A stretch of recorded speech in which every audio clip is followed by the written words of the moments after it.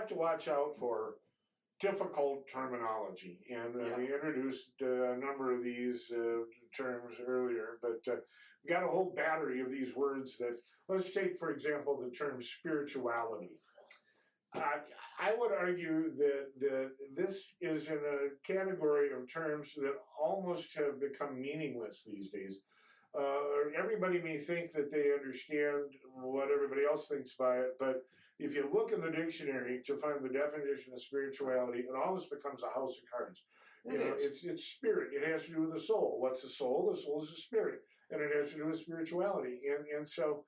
But also, in modern parlance, this has become a term for people that like the idea of God, but don't like the organized religion, and don't want to go to worship services, but they still believe in this amorphous thing that everybody that goes to organized religion would call God. They have an undefined term for it.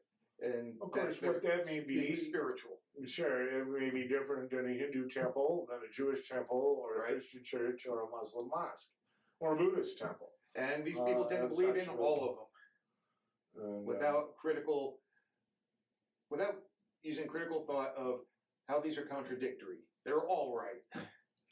Well, I mean, the thing that would seem to be a common thread throughout all is that they are creative beings. Or someone who may say, if they're monotheist, the creator, but in which case it's creativity itself.